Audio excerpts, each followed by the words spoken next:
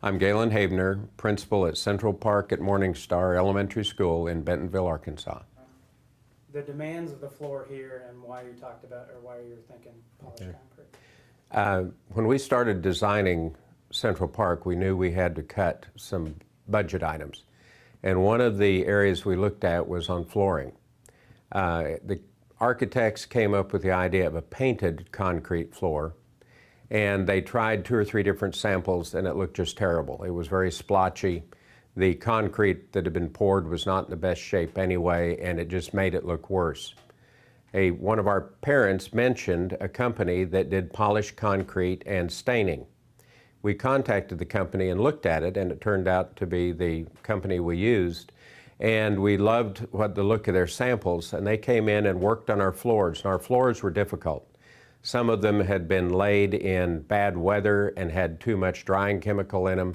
Some of them had a lot of aggregate on the surface, and the polishing and the staining probably didn't go the way they wanted, but it turned out just beautiful. The wear on the floor has been very minimal. We have been able to clean them easily. They look great. It has been kind of an eye popper when people walk in. We have people in this school from all over the world. And when they bring their kids in, the first thing they mention is the look of the building and usually the look of the floors. They just can't believe how much they shine and how good and clean they look. We have been very, very happy with them. We have a lot less work with our hall polished concrete floors than we do our carpeted rooms or our tiled lunchroom. So they've been great. It's been a very good, by luck, experience that has turned out wonderful for Central Park. What type of demands does a floor like this at a place like this? We have over 900 kids here, a staff of 100, and usually probably 100 parents in and out a day. You multiply that times 2 for each foot, and there is a lot of wear and tear on the floors. The kids come and go to lunch and specials. They're back and forth constantly. They come in from outdoors.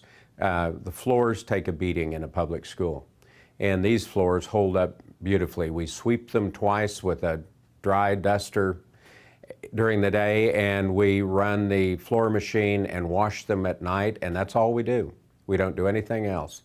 And they've held up and have looked great ever since. And that doesn't count, too, the number of carts that go up and down the hall with supplies and just all of the traffic that a very big, busy building has is on this floor, and it has worked great. As far as your position as principal, having a floor like this that's as easy as it is, what does it mean for you? One of the great things about this floor is with custodial help, you don't have to train them how to wax and how to keep your halls looking good. A terrazzo or a tile floor has to be waxed and has to be done by an expert. You can't just get anybody off the street to come in and wax a floor.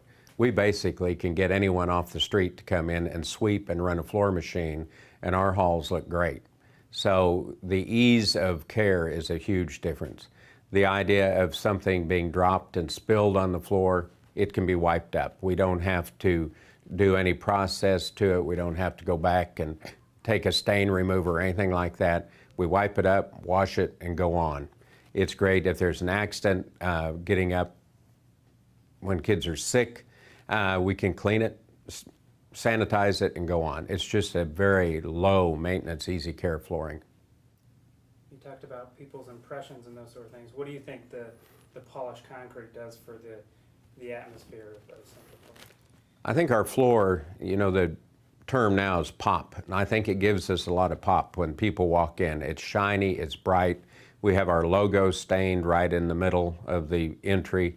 People come in and they get a great first impression of the building, and I think it sets the tone for our school. That they come in, they get a bright, clean, polished look, and I think it changes an attitude even before they meet the people here. They have a good impression of the school. Have you had experience with other types of flooring? I assume talk about that. I have.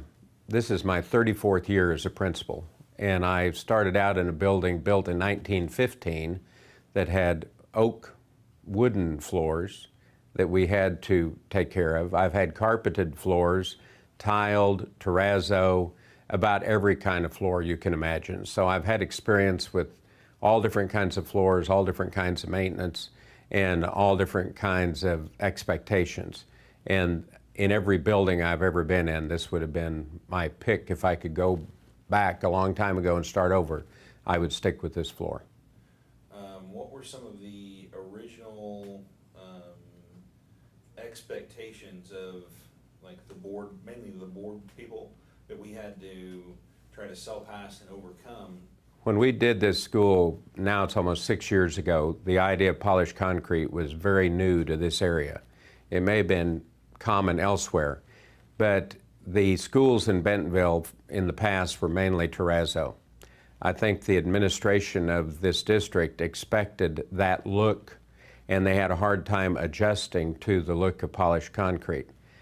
A lot of them changed their mind when they would hear from parents and people that would walk in while they were even in here looking and go on and on about how great the floor looked. So it was something that we had to overcome as a new item and get them used to. This is how the floor is supposed to look.